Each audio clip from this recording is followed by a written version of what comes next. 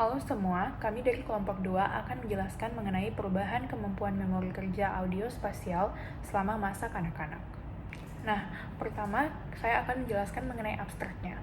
Memori kerja audio spasial pada anak-anak akan berkembang seiring dengan bertambahnya usia anak tersebut. Anak-anak dengan usia di bawah 8 tahun masih belum optimal dalam menyimpan dan juga mengingat lokasi suara. Anak-anak ini akan lebih mudah mengandalkan lokasi suara yang baru ditemukan daripada menyimpan informasi tersebut dalam working memory atau memori kerja. Kemampuan untuk mengingat suara dalam ruang dipengaruhi oleh perkembangan spasial dan juga strategi verbal, misalnya menyebutkan nama hewan. Selain itu, peningkatan usia dalam eksplorasi spasial dan strategi pengkodean verbal memengaruhi cara anak-anak belajar dan juga mengingat item dalam tata letak spasial akustik yang kompleks. Sehingga bisa disebutkan bahwa ada hubungan antara perkembangan kognitif dan juga kemampuan memori kerja audio spasial. Apa itu memori kerja? Working memory atau memori kerja ini merupakan sistem kognitif yang terlibat dalam pemeliharaan dan juga manipulasi informasi yang secara berurutan dengan tugasnya masing-masing. Working memory menurut model Baddeley dan Hitch terdiri dari 3 komponen utama. Yang pertama adalah Central Executive yang bertanggung jawab atas berbagai fungsi atau kontrol seperti atensi dan juga penalaran. Kedua, Visual Spatial Sketchpad yang berfungsi dalam pemeliharaan informasi visual dan juga spasial. Dan yang terakhir adalah Phonological Loop atau penyimpanan informasi verbal. Nah, Phonological Loop ini terbagi menjadi 2 subsistem, yakni Phonological Storage yang menyimpan informasi verbal dan juga Articulatory Loop untuk mengulang kembali materi melalui proses rehearsal. Nah, selain keduanya, ada juga episodic buffer yang mengikat informasi dari berbagai komponen working memory dan juga long-term memory. Kemampuan working memory ini akan meningkat selama masa kanak-kanak dan juga masa remaja, dan mencapai puncaknya saat dewasa, sebelum pada akhirnya akan menurun seiring dengan bertambahnya usia. Nah, perkembangan working memory ini dapat dilihat pada usia 4 tahun dan nantinya akan berkembang hingga anak berusia 12 tahun. Anak kecil akan lebih terikat pada fitur persepsi stimulus dan juga modalitas sensorik saat pengkodean. Hal ini dapat dibuktikan melalui hal fitur visual di mana anak-anak itu akan cenderung mengelompokkan objek berdasarkan bentuk dan warna dibandingkan dengan properti semantik lainnya. Setelah usia 8 tahun, anak akan mulai menggunakan kemampuan semantic elaboration atau proses mengulang representasi item dalam bentuk kata-kata yang mengarah pada peningkatan pengingatan. Nah, berikutnya kita akan membahas mengenai representasi spasial. Representasi spasial ini merupakan cara otak menyimpan, membayangkan, dan juga memahami stimulus yang ada di sekitar kita dalam ruangan tersebut. Nah, 2 jenis representasi spasial adalah yang pertama metrik untuk menentukan jarak dan arah berdasarkan titik acuan, dan yang kedua adalah categorical atau menentukan lokasi dalam area luas tanpa koordinat pasti. Anak-anak ini akan mulai mengingat dan mengintegrasikan kedua jenis representasi ini setelah usia 4 tahun dan akan terus berkembang hingga usia 12 tahun. Setelah usia 8 tahun ini, anak-anak akan menggunakan strategi verbal seperti pengulangan diam-diam atau subvocal rehearsal dengan menggunakan kata atau nama untuk membantu mengingat sesuatu. Nah, kemudian akan ada juga semantic labeling atau kemampuan untuk memberi nama pada suatu benda agar lebih mudah untuk dikenali dan diingat. Working memory visual ini akan lebih cepat matang daripada working memory auditory, karena anak akan menunjukkan performa lebih baik pada tugas visual dibandingkan tugas auditory. Working memory visual sendiri ini merupakan kemampuan untuk menyimpan dan memproses informasi visual sementara, sedangkan working memory auditory merupakan kemampuan untuk menyimpan dan juga memproses informasi auditory sementara. Kemudian saya akan menjelaskan tentang material dan metode yang berisi partisipan dan material. Yang pertama ada partisipan. Jadi totalnya itu ada 55 orang anak dari sekolah Genoa di Italia. Nah, 55 orang anak ini dibagi menjadi 3 kelompok usia. Yang pertama 6-7 tahun itu berisi 23 orang, yang kedua 8-9 tahun berisi 15 orang, dan yang ketiga 10-11 tahun berisi 17 orang. Nah, setelah analisis outlier, ada 5 orang anak yang dikeluarkan, dan semua anak tidak memiliki gangguan kognitif ataupun sensorik. Penelitian ini juga disetujui oleh Komite Etik ASL 3 Genoa. Selain itu, baik orang tua maupun anak atau yang disebut juga partisipan setuju dengan adanya penelitian ini. Partisipan boleh berhenti kapan saja, namun tidak dapat menjeda saat sesi berlangsung. Lalu ada material yaitu arena sebesar 50 kali 50 cm. Arena ini dipasangkan secara vertikal dan diletakkan di depan peserta. Peserta duduk sekitar 20 cm dari alat dan posisi mata sejajar dengan pusat alat. Ada 6 suara hewan yang mudah dikenali oleh anak-anak. Nah, durasi setiap suara itu 2,5 detik. Suara berupa kata yang diucapkan atau call name dalam bahasa Itali sesuai dengan konteks.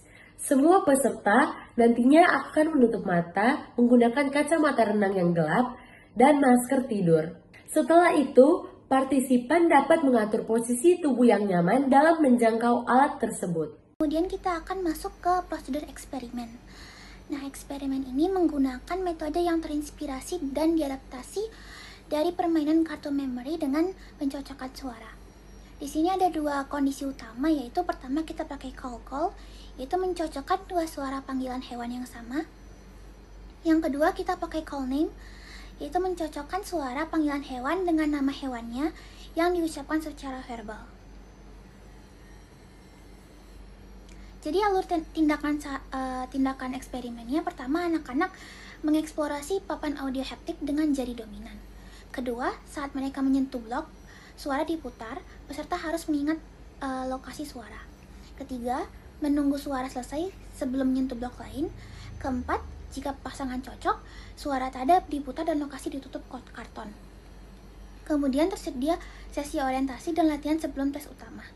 Kondisi yang dimulai adalah call, baru kemudian call name.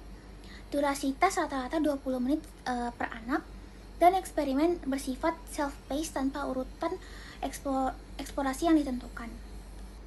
Jadi di analisis data, pengukuran dan scoringnya ada 3 jenis data yang dianalisis. Pertama, skor. Skor bertambah 10 jika berhasil mencocokkan suara. Jika menyentuh ulang posisi yang sama, skor dikurangi 1 atau 2. Yang kedua, jumlah percobaan. Jadi makin banyak percobaan berarti memori spasial peserta lebih rendah.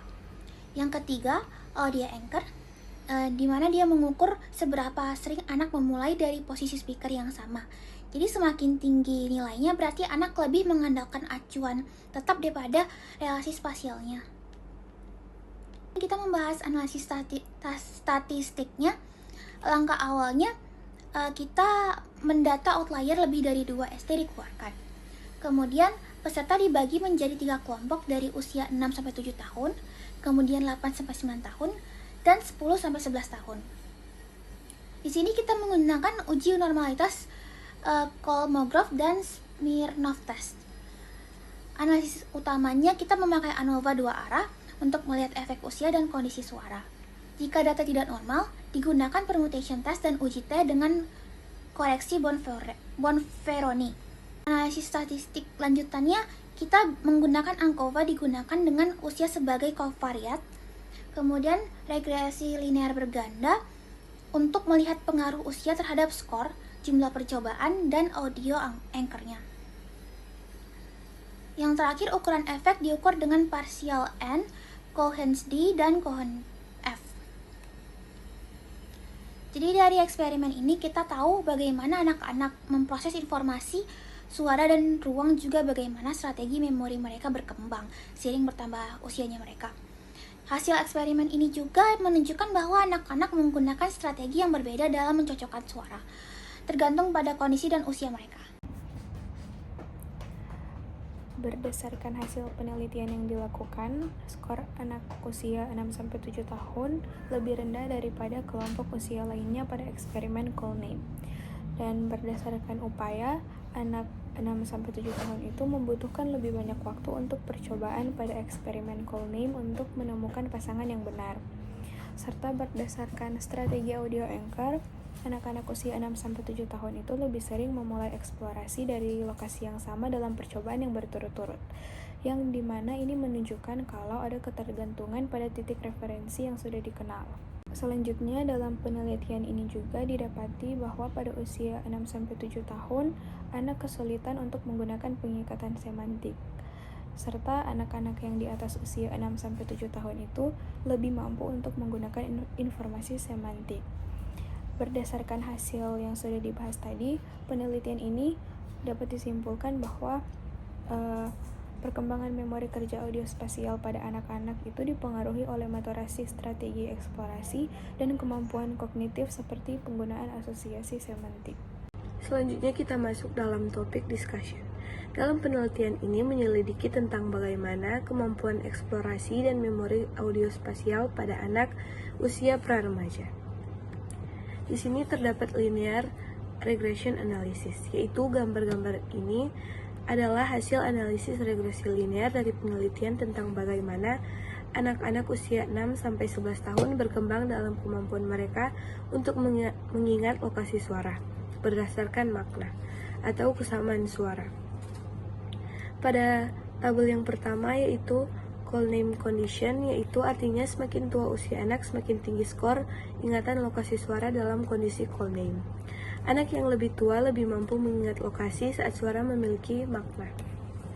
Selanjutnya, gambar yang kedua yaitu bagaimana anak membutuhkan lebih sedikit percobaan untuk mengingat lokasi suara. Ini menunjukkan peningkatan efisiensi strategi pencarian dan memori.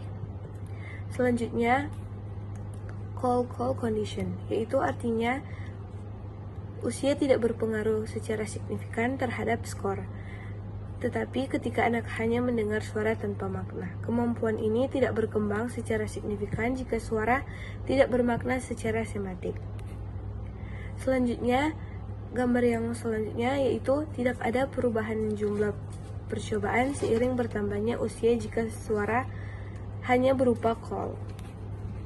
Selanjutnya, all condition, yaitu artinya anak-anak yang lebih tua semakin jarang menggunakan strategi audio, yaitu menyentuh berulang pada speaker yang sama saat mencari suara. Ini menunjukkan bagaimana perkembangan strategi eksplorasi spasial yang lebih canggih seiring bertambahnya usia. Selanjutnya kita masuk dalam strategi eksplorasi anak. Yang pertama yaitu anak usia pada 6-7 tahun. Yaitu pada masa ini anak cenderung mengeksplorasi dengan memusatkan perhatian pada satu titik suara yang sama dan anak belum mampu mempertimbangkan asal suara dari mana dan apakah berasal dari lokasi berbeda atau memiliki hubungan spasial. Ini menandakan yaitu strategi ini kurang efisien dalam menunjukkan bahwa mereka masih belajar memahami hubungan spasial. Itu yang selanjutnya anak 7-9 tahun, yaitu dalam masa ini anak yang lebih tua memiliki titik awal dengan lebih fleksibel dan tidak terpaku pada satu lokasi saja. Dan pada masa ini anak-anak hanya mengandalkan strategi eksplorasi yang lebih logis dan efisien untuk mengingat satu lokasi. Selanjutnya ada performa memori audiospasial atau anak usia muda. Pada usia ini yaitu 6-7 tahun memiliki kemampuan mengingat lokasi suara yang rendah dan mereka hanya lebih mengandalkan kesamaan bunyi daripada apa itu arti suara. Selanjutnya ada kesimpulan. Jadi dapat disimpulkan bahwa sebelum berusia 8 tahun, anak belum optimal dalam strategi eksplorasi spasialnya lewat suara. Mereka juga belum bisa mengandalkan peta spasial yang utuh, melainkan mereka hanya dapat mengandalkan urutan dan lokasi yang relatif. Lalu, informasi semantik atau makna kata lebih membantu anak yang lebih tua. Tidak menutup kemungkinan juga untuk terjadi pergeseran perkembangan yang penting di usia 8 tahun atau yang sering disebut sebagai critical period. Selain itu, phonological lobe dan eksplorasi spasial berkembang saling berkaitan. Pendekatan yang berbentuk permainan dapat membantu pelatihan anak, termaksud anak yang mempunyai hambatan sensorik. Temuan ini juga bisa menjadi dasar untuk pelatihan dan riset lanjutan terkait kognisi dan persepsi melalui pendengaran. Demikian presentasi dari kelompok kami. Terima kasih.